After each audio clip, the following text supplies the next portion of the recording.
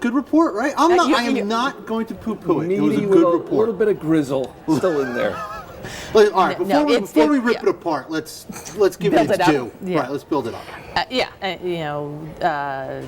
227,000 jobs. The pace for the last 3 months has been 245,000. I mean, that's solid. A good number. That's very solid. good. That's above what we need to just absorb the work, the new laborers in the workforce.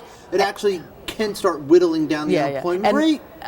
Yes, and in fact, the unemployment rate stayed at 8.3%, but it wasn't because people have been dropping out. We actually had like 500,000 people come back into the labor force, and most of them got jobs.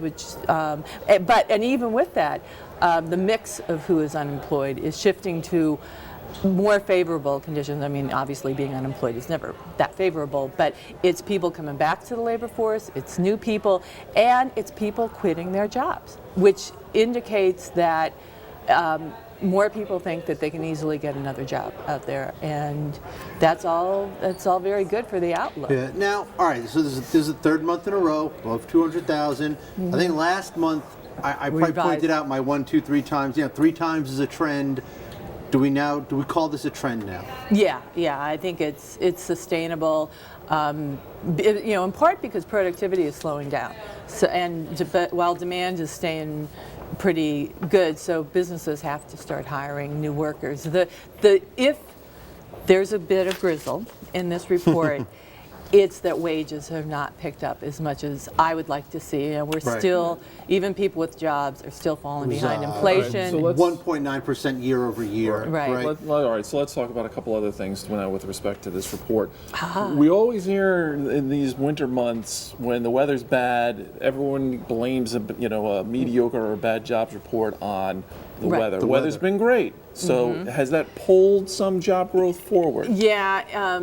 Partly in construction and other outside related, but then you look at other things that sectors that shouldn't be affected by jobs, and they're hiring. Yeah. I mean by weather, and they're the one that jumps out at me is, and I'm not going to disparage these people. I love the drinking and eating establishments. Wait, before we go to that, I do want to pull up one of the posts we had from our live blog, the Market Beat live blog at 8:56. Because it gets to that point that you were just talking about, John. Can we pull that one up? We have some screenshots for you. We ran the live blog today. It's wildly successful. So there you can see it at 8:56. Don't mean to rain on jobs parade. But folks wondering if the warm weather. That's what I'm talking about. The warm weather. So this is a quote from Guy Labas at Janney Montgomery. It says, "Industry trends were mixed, provided neither confirmation nor denial about the positive effects of warmer weather." I saw construction was down 13,000.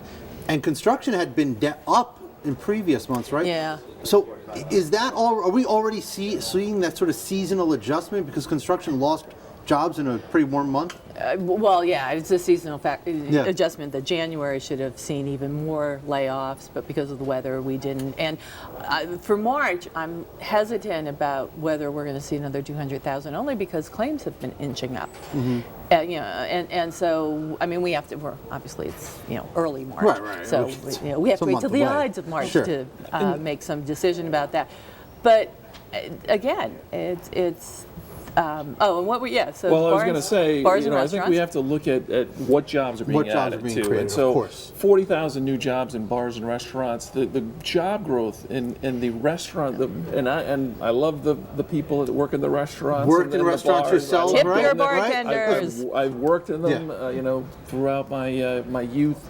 But we used to have a middle class that was predicated on manufacturing jobs and durable goods jobs, and those continue to go away. They've bounced up a little bit, but they're much lower than they were 10 years ago. Bars and restaurants are hitting on all cylinders in terms of job growth there, and home health care is a huge area of job growth. Rather than make a comment, I want to pull up 2 other charts that our great stats team did for us, charts on the labor force, because the bigger issue is who's in the labor force right now. And the labor force, it actually went down. No, it went up, right? Labor force participation. Yeah. Okay, there you go.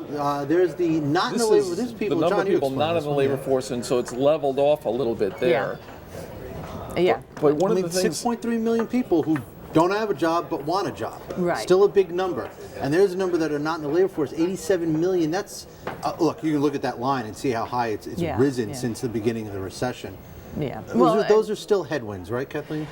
Yeah, and it shows you that there is still a lot of slack in this labor market. I mean, you know, let's face it, 8.3% is still a really high historical number, and the you know, what we call underemployed is you know, about 16%. Right. And I think that's why you see that the wage gains are so meager. But to John's point, I think it is true that it's not just the quantity of jobs; it's the quality of jobs, and we want to see that mix change. But with the globalization of the labor force, unfortunately, that's going to be really tough. And this idea that factory jobs are going to come back and save the middle class just is not going to happen.